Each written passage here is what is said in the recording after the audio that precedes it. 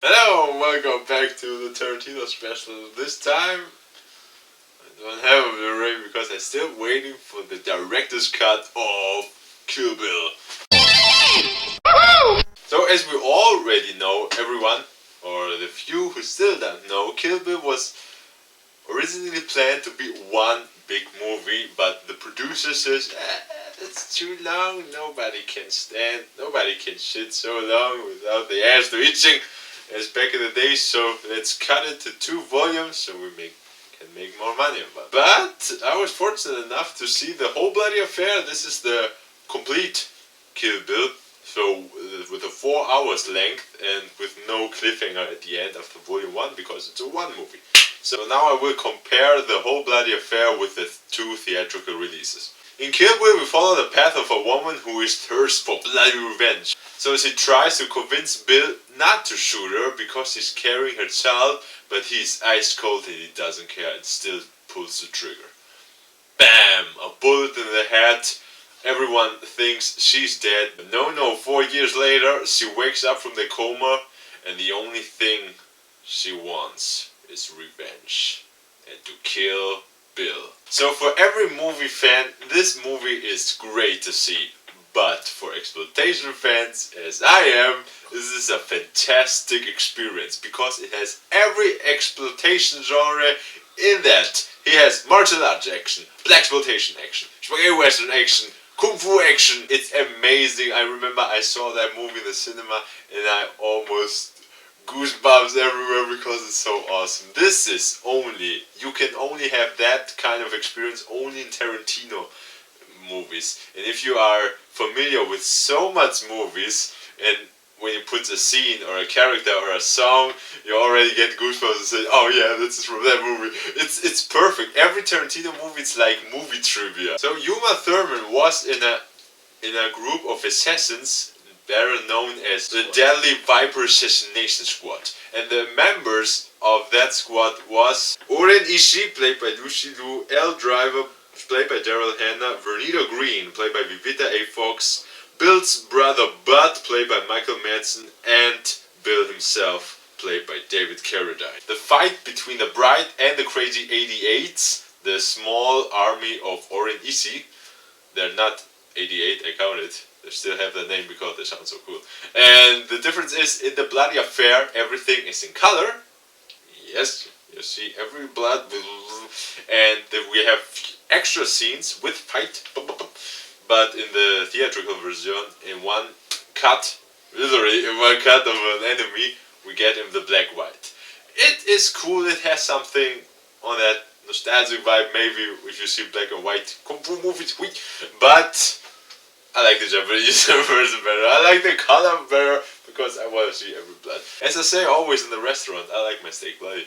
And the cool fact is, and that's why we love Tarantino, the leader of the Crazy 88s is Gordon Liu. Now you say, who the fuck is Gordon Liu? Gordon Liu was the main character in the 36 Chamber franchise. That was a kung fu franchise that was more serious about Shaolin monks who trained, as the name says, 36 techniques.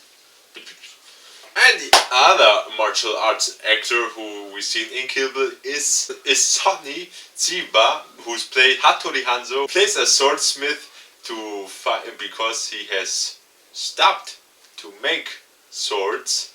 But for her, he makes an exception. Why? Because she tells him it's for Bill.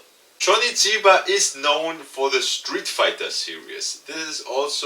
He is like a Japanese Bruce Lee. He was very famous in the 70s. All the martial arts scenes in the movie, especially in chapter 5, are a mix between his Hong Kong martial arts style mixed with Chambara sword fight. Who doesn't know what Chambara is? You can compare it with the traditional American clean western and the dirty side, the spaghetti western.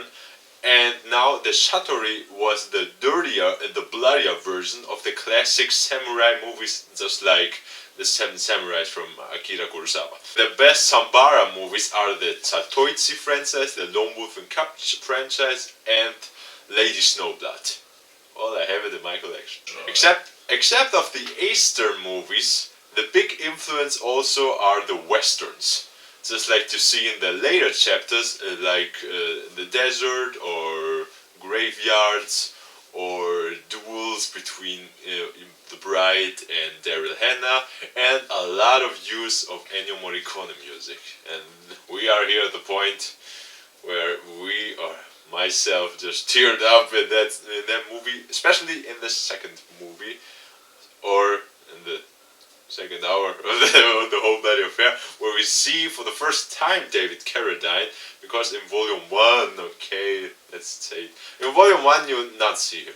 You will just hear him, or you see the fingers where he holds the tissue and rub a little blood of the face, and there is David Carradine.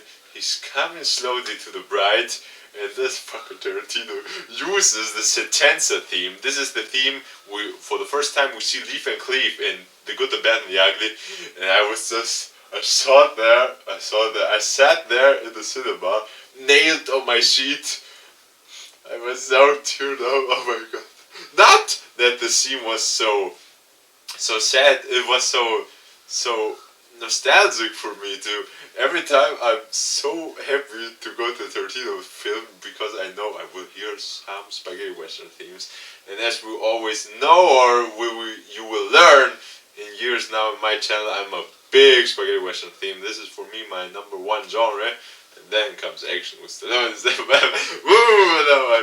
This scene alone where you came and the music, it was just an emotional wreck I was, and there I like it.